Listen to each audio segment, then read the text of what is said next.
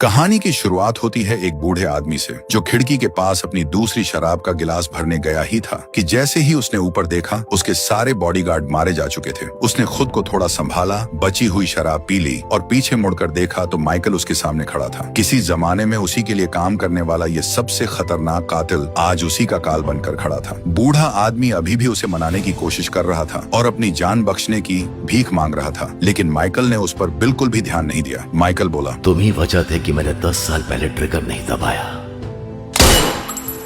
Michael भले ही बूढ़ा हो गया हो, लेकिन शेर बूढ़ा होने पर भी शेर ही रहता है। माइकल MI6 का एक तगड़ा एजेंट था जिसे एक मिशन में बात न मानने की वजह से काम से निकाल दिया गया था। अपनी जान बचाने के लिए वो एक सुनसान लाइट हाउस में छिप कर रह रहा था। उसका पुराना साथी हर कुछ दिन में अपनी भतीजी जेसी के साथ समंदर किनारे आता था। जेसी खुद एक छोटी सी नाव चलाकर किनारे तक आती थी और माइकल के लिए दरवाजे पर राशन पानी रख जाती थी। लेकिन एक बार सामान देकर लौटते वक्त अचानक से भयंकर तूफान आ गया। वापस जाते टाइम जेसी गलती से पानी में गिर गई। पास ही खड़ा उसका चाचा समय रहते पानी में कूद नहीं पाया और नाव के साथ समंदर की लहरों में बह गया। ये देखकर माइकल तुरंत अपनी छोटी नाव लेकर उन्हें बचाने निकल पड़ा। जहां वो लोग गिरे थे वहां पहुंचकर माइकल ने सीधे पानी में छलांग मार दी। जेसी को ढूंढने के बाद उसने जल्दी से उसके चारों तरफ उलझी हुई जाल की रस्सियों को खोला। तभी उसने पीछे मुड़कर देखा कि उसका पुराना साथी अब दुनिया में नहीं रहा। कोई और रास्ता ना देखकर माइकल को पहले जेसी को ही बचाना पड़ा। सही बात तो ये रही कि नाव पर चढ़ने के बाद माइकल ने जेसी के पेट से समंदर का सारा पानी बाहर निकाल दिया। बाद में जब जेसी को होश आया तो माइकल ने उसे बताया कि उसका चाचा अब नहीं रहा। वो अब नहीं रहे। बचपन से ही बिना माँ बाप के बड़ी हुई जेसी अब सच में पूरी तरह से अनाथ हो गई थी। जेसी के पैर की चोट में इन्फेक्शन फैलता देखकर माइकल को मजबूरी में नाव लेकर शहर की तरफ जाना पड़ा। उसे पता था कि MI6 के पास एक बहुत तगड़ा स्मार्ट खुफिया सिस्टम है। अगर वो किसी भी कैमरे में दिख गया तो पक्का उसके पीछे लोग पड़ जाएंगे और उसे मार देंगे। इसलिए मेडिकल स्टोर में जाते टाइम वो कैमरों से बचकर गया और बिल भरते टाइम भी उसने अपनी पीठ घुमा ली। इसके बाद वो एक कपड़ों की दुकान में गया और जेसी के लिए झटपट साफ कपड़े खरीदे। सब कुछ एकदम सेफ लग रहा था, लेकिन किसे पता था कि बाहर निकलते टाइम दरवाजे पर कुछ लड़कियां वीडियो कॉल कर रही होंगी। बस उसकी एक झलक दिखने की देर थी कि अगले ही पल MI6 के कंप्यूटर पर अलार्म बजने लगा। ऑपरेटर ने आंखों का स्कैन मैच किया और सारी जानकारी अपने कमांड सेंटर को भेज दी। वहां के बॉस ने देखा कि सिस्टम माइकल को एक वांटेड के रूप में डिटेक्ट रहा है, जिसे मार गिराना बहुत जरूरी है। बॉस ने बिना कोई देरी किए सबसे पास वाली अल्फा टीम को उसे घेर कर खत्म करने का ऑर्डर दे दिया। इसी बीच स्टीफन प्राइम मिनिस्टर से मिल रहा था। वो MI6 का पुराना बॉस था। कुछ 2 नंबरी कामों की वजह से उस पर केस चला था और प्राइम मिनिस्टर ने उसे सलाह दी थी कि वो बस अपनी रिटायरमेंट वाली जिंदगी आराम से जिए। स्टीफन ने मुंह से तो हाँ कर दिया, लेकिन उसके दिमाग में कुछ और ही चल रहा था। इधर घर लौटे माइकल को बिल्कुल भी नहीं पता था कि उसकी पोल खुल चुकी है। उसने घायल जेसी के घाव पर पट्टी बांधी और फिर उसे पहनने के लिए नए कपड़े दिए। रात के टाइम सब कुछ एकदम नॉर्मल लग रहा था और वो लोग खाना खाने वाले थे, लेकिन माइकल को अचानक कुछ गड़बड़ लगी। वो तुरंत उठा और दूरबीन लेकर समंदर की तरफ देखने लगा और सच में एक स्पीड बोट बड़ी तेजी से उनकी तरफ आ रही थी। माइकल ने जल्दी से कपड़े पहने और फिर जेसी को बाथरूम में छिपने और बाहर ना निकलने को कहा। इतना कहकर माइकल हाथ में अपना खंजर लेकर कमरे से बाहर निकल गया। बाहर आते ही उसने देखा कि अल्फा टीम जमीन पर उतर चुकी है। वो बिना किसी हड़बड़ी के रस्सी के पास आया और अपना खंजर लेकर तैयार हो गया। नीचे अल्फा टीम के सब आदमियों ने रात में देखने वाले चश्मे पहन रखे थे और वो धीरे धीरे हमला करने की पोजीशन ले रहे थे। उसने सही मौका देखकर रस्सी काट दी। एक बड़ा पत्थर तेजी से उनकी तरफ गिरा, फिर एक जाल उठा और एक बंदे को दबोच लिया। उसे खींचता हुआ सीधा समंदर में ले गया। फिर माइकल ने तुरंत बिजली का मेन स्विच ऑन कर दिया। अचानक से बत्ती जली तो आंखों में ऐसी चकाचौंध हुई कि पूरी टीम को अपने नाइट विजन चश्मे उतारने पड़ गए। लेकिन जब जगह के बारे में कुछ पता ही ना हो तो चाहे कितने भी लोग आ जाएं, सब मारे जाते हैं। टीम के इन आदमियों ने एक परछाई देखी और एक एक करके ऊपर चढ़ने लगे। जो पहला आदमी ऊपर पहुंचा वो ठीक से मुड़ भी नहीं पाया था कि माइकल ने उसके सिर पर मिट्टी के तेल वाला लैंप दे मारा और फिर एक सिग्नल वाली बंदूक से ऐसी गोली मारी कि वो तुरंत जलकर खाक हो गया। इसके ठीक बाद दूसरा आदमी ऊपर चढ़ा। अभी उसके पैर ठीक से टिके भी नहीं थे कि माइकल ने उसे वापस वहीं भेज दिया जहां से वो आया था। दूसरी तरफ एक आदमी घर के दरवाजे तक पहुंच गया, लेकिन जैसे ही वो कमरे में घुसा माइकल के कुत्ते ने उसे काट लिया।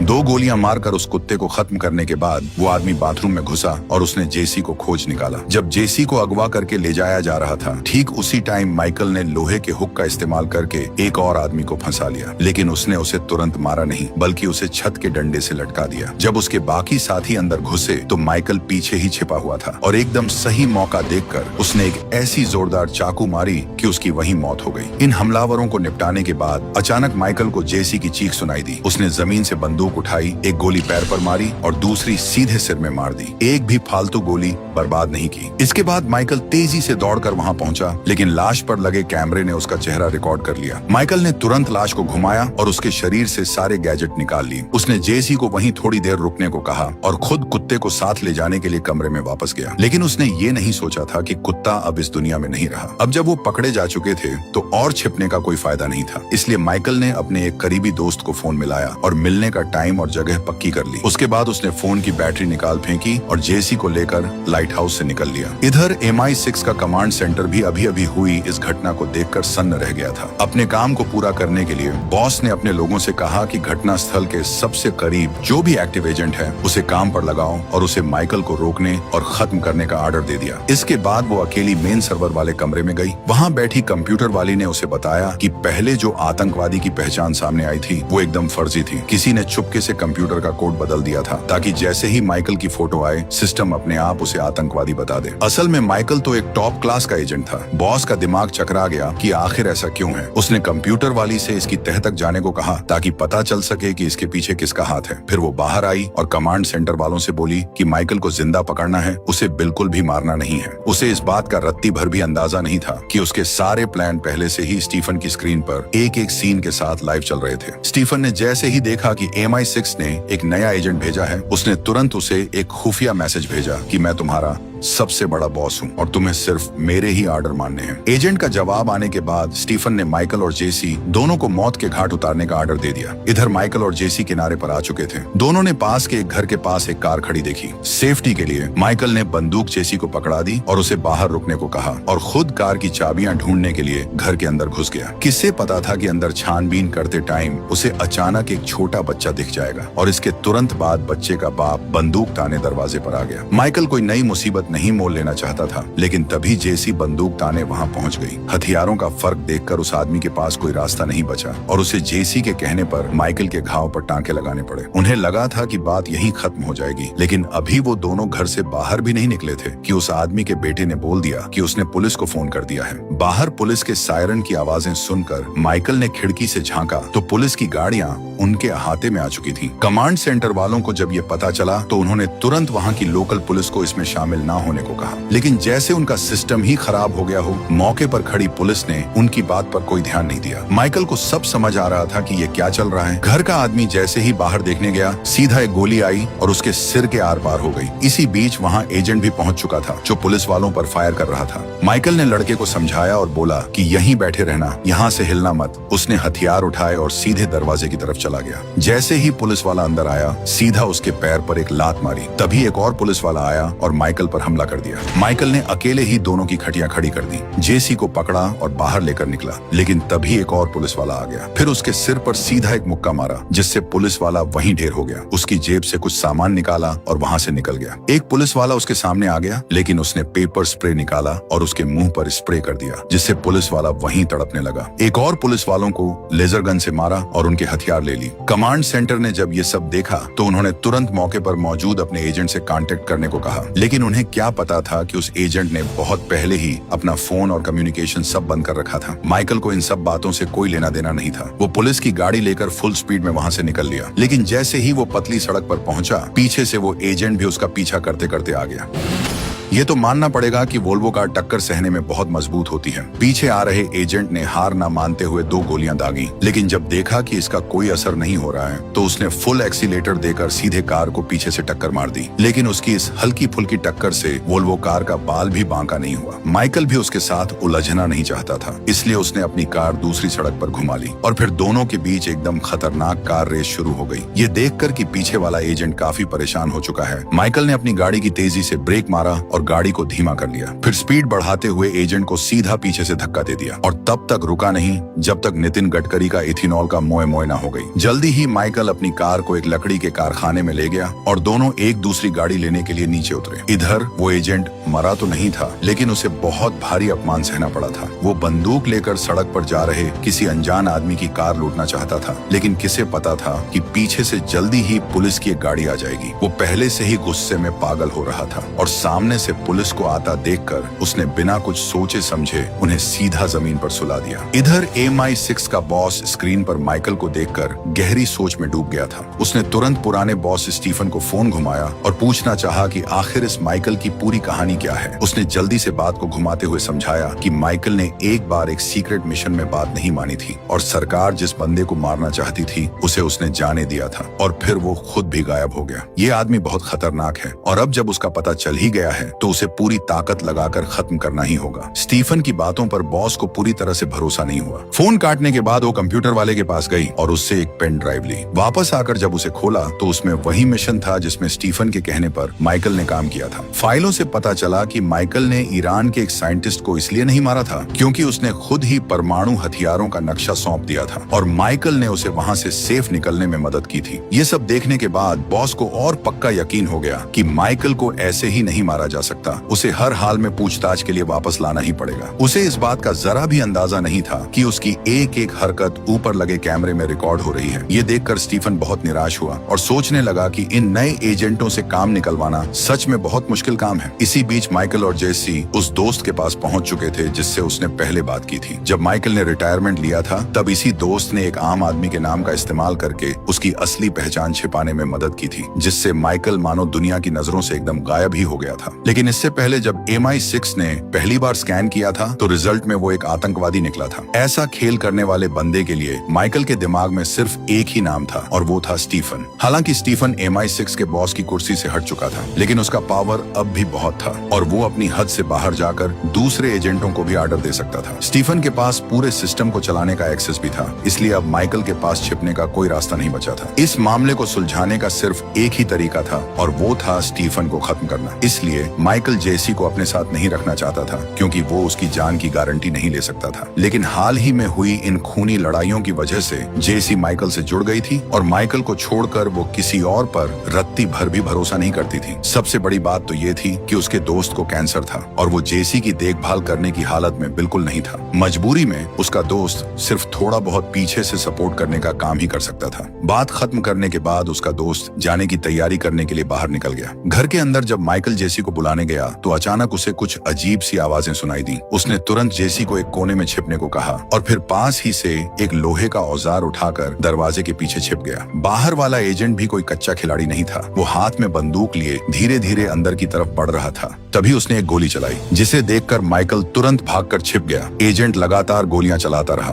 तभी माइकल ने अलमारी उसके ऊपर धकेल दी, फिर एक जोरदार लात मारी। गुस्से में एजेंट ने माइकल की गर्दन पकड़ ली। माइकल ने तुरंत एक चम्मच उठाया और सीधा उसके हाथ में घोंप दिया। फिर उसे दीवार की तरफ धकेला और उठाकर दूर फेंक दिया। दोनों के बीच खतरनाक फाइट शुरू हो गई। एजेंट ने तुरंत धक्का देकर माइकल को जमीन पर गिरा दिया। दोनों एक दूसरे के आमने सामने कुर्सियों पर बैठ गए। जेसी यह देखकर सोचने लगी, अब क्या मोदी वर्सेस राहुल गांधी करेंगे क्या? तभी एजेंट ने एक चाकू निकाला और माइकल ने लकड़ी का एक टुकड़ा उठा लिया। फिर दोनों एक दूसरे पर टूट पड़े। माइकल ने सीधा उसके पेट में घोंप दिया और उसे एक जोरदार लात मारी, जिससे वह जमीन पर गिर गया। आखिरकार एजेंट ने माइकल को धर दबोच लिया, लेकिन तभी जेसी गन लेकर एजेंट पर तान दी। फिर माइकल और जेसी तुरंत वहां से भाग गए। बाहर निकलकर माइकल और जेसी कार में बैठे और तेजी से वहां से निकल लिए। पीछे बचा हुआ एजेंट सिर्फ फॉर्मेलिटी के लिए कुछ गोलियां ही चला पाया। जल्दी ही स्टीफन को मिशन के फिर से फेल होने की खबर मिल गई। उसने तुरंत और एजेंट भेजने का ऑर्डर दिया क्योंकि उसे हर हाल में माइकल की लाश चाहिए थी। इधर माइकल अपने दोस्त को अलविदा कहने के बाद जेसी के साथ कार में लंदन की तरफ निकल पड़ा। वो स्टीफन की दुश्मन का नामो निशान मिटाने वाली फितरत को अच्छी तरह से जानता था। जेसी का चाचा माइकल का साथी था और दोनों पहले स्टीफन के अंडर काम करते थे। इस बार स्टीफन उसे मारना चाहता था तो पक्की बात है कि वो जेसी को भी नहीं छोड़ेगा। इसलिए माइकल को जेसी को किसी एकदम सेफ जगह पहुंचाना ही था। रात के टाइम वो दोनों एक नाइट क्लब के दरवाजे पर पहुंचे। उन्होंने जानबूझकर अपने चेहरे दिखाए और माइकल ने दरवाजे पर खड़े बाउंसर की जमकर पिटाई भी कर दी। आराम से अंदर जाने के बाद स्टीफन को तुरंत उनके अड्डे का पता चल गया, इसलिए उसने फौरन अपने हत्यारे एजेंटों की एक टीम को उन्हें खत्म करने का ऑर्डर दे दिया और उसकी इसी बेवकूफी ने ने उसी की पोल खोल दी। MI6 के कंप्यूटर वाले ने बहुत पहले ही एक जाल बिछा रखा था कि अगर कोई बाहर का बंदा अपनी पावर से बाहर जाकर कुछ भी करेगा तो सिस्टम तुरंत उसका पता बता देगा। पर्दे के पीछे खेल रहे असली मास्टरमाइंड को देखकर बॉस को भी पिछली सारी कहानी समझ में आ गई। हालांकि अभी सबसे जरूरी काम माइकल को पकड़ना था। नाइट क्लब में माइकल ने क्लब के मालिक को खोज निकाला। उन दोनों ने पहले स्टीफन के लिए कई 2 नंबरी काम किए थे। अब स्टीफन माइकल को मारना चाहता था तो जाहिर सी बात है कि वो सिर्फ उसी को नहीं मारता। इसलिए माइकल ने एक बहुत ही सिंपल सी डील रखी। उसने मालिक से कहा कि वो पहले जेसी को किसी सेफ जगह पहुंचाने का इंतजाम करे और माइकल खुद स्टीफन को खत्म करने के लिए वहीं रुकेगा। मालिक थोड़ी देर के लिए हिचकिचाया, लेकिन वो जानता था कि माइकल बिना बात के आकर ऐसा मजाक नहीं करेगा। आखिर में दोनों के बीच बात पक्की हो गई। थोड़ी देर के इंतजार के बाद मालिक एक पासपोर्ट और कुछ कैश ले आया। उसने कहा कि जैसे ही माइकल जेसी को बंदरगाह तक पहुंचा देगा, कोई उसे वहां से लेने आ जाएगा। लेकिन तभी बाहर स्टीफन की कातिल टीम नाइट क्लब के दरवाजे पर धमक चुकी थी और साथ ही MI6 की अपनी टीम भी उसी तरफ आ रही थी। उसने सामान उठाया और जेसी को लेकर निकलने की तैयारी करने लगा। वो अभी डांस फ्लोर तक पहुंचा ही था कि उसने स्टीफन के गुंडों को देख लिया। माइकल ने कोई जल्दबाजी नहीं की, बल्कि उसने एक बाउंसर को अपनी ढाल बना लिया और जब वो भारी भरकम आदमी नीचे गिरा, सामने वाले की पिस्तौल छीनी और उसकी जांग के आर पार गोली उतार दी। डीजे के शोर का फायदा उठाते हुए माइकल बाहर की तरफ बढ़ता रहा। उसने सामने एक दूसरे एजेंट को देखा, एक शराब का गिलास उठाया, उसका निचला हिस्सा तोड़ दिया और कुछ ही कदमों में उसके पीछे पहुंच गया और सीधा उसे एक ही बार में ढेर कर दिया। उसने एक एक करके सबको बड़ी आसानी से निपटा दिया। ये देखकर कि सामने एक और बंदा चारों तरफ नजर गड़ाए हुए है, माइकल ने जेसी को कोने में रुकने को कहा। फिर वो धीरे धीरे उसके पास गया और अपने खतरनाक हमलों की एक ही झड़ी से उसे भी हमेशा के लिए सुला दिया। लगातार बचकर निकलने की कोशिश कर रहे माइकल और जेसी जल्दी ही उनकी नजरों में आ गए और 2 गुंडों ने उन्हें बीच में घेर लिया। पीछे हटने का कोई रास्ता न देखकर माइकल जेसी को लेकर बाथरूम में घुस गया। अपनी सारी गोलियां खत्म होने के बाद माइकल जेसी को लेकर तुरंत चकमा देकर बाहर निकल आया, लेकिन क्योंकि सामने वाले तादाद में ज्यादा थे, इसलिए हाथापाई के बीच किसी ने उसके पीछे चाकू से एक गहरा कट मार दिया। दुश्मनों के भारी दबाव में आकर माइकल को मजबूरी में अपने पीछे बने बार के काउंटर में कूदना पड़ा और बाहर खड़ी जेसी को उन गुंडों ने सीधे उठा लिया। उन्होंने तेजी से जेसी को बाहर खड़ी एक वैन में पटक दिया। माइकल भी उनके पीछे बाहर आया और उनका पीछा करने ही वाला था, लेकिन उसे अंदाजा नहीं था कि उसका आमना सामना MI6 की मेन टीम से हो जाएगा। ये कोई सफाई देने का टाइम नहीं था, इसलिए माइकल ने सामने आते ही सीधा फायर कर दिया। आखिरी गोली की आवाज शांत होते ही डरी सहमी जेसी ने माइकल को कार का दरवाजा खोलते हुए देखा। तय टाइम पर बंदरगाह पहुंचने के लिए माइकल ने एक मोटरसाइकिल ली और फुल स्पीड में वहां से निकल लिया। हवा से बातें करते हुए दोनों टाइम पर बंदरगाह पहुंच गए। जेसी चाहती थी कि माइकल भी उसके साथ चले, लेकिन माइकल ने कहा कि वो अपने वादे का पक्का आदमी है। बार के मालिक ने उसकी मदद की है तो उसे भी अपना वादा निभाते हुए स्टीफन को खत्म करना होगा। जेसी को ये सब समझ नहीं आ रहा था और ना ही वो समझना चाहती थी। उसकी नजरों में अब माइकल ही उसका इकलौता परिवार था। तभी अचानक हुई फायरिंग ने उन्हें और ज्यादा बात करने का टाइम नहीं दिया। जेसी को वहां से रवाना करने के बाद अब माइकल को कोई टेंशन नहीं थी। उसने पीछा करते हुए आई एजेंट के साथ कुछ देर एक दूसरे को नापते हुए फायरिंग की, जब तक कि दोनों की गोलियां खत्म नहीं हो गईं। इससे पहले हुई दोनों लड़ाइयों में माइकल ने उसकी जान बख्श दी थी, लेकिन अब उसे यूं हाथ धोकर पीछे पड़ा देखकर माइकल को भी अब कोई रहम दिखाने की जरूरत नहीं लगी। उसने एजेंट को सीधा उठाकर पटक दिया, फिर एक जोरदार लात मारी जिससे एजेंट दूर जाकर गिरा। फिर माइकल ने सिकड़ उठाया और सीधा उसके मुंह पर दे मारा और लगातार मारता रहा। तभी एजेंट ने उसे रोक लिया और माइकल को जमीन पर पटक दिया।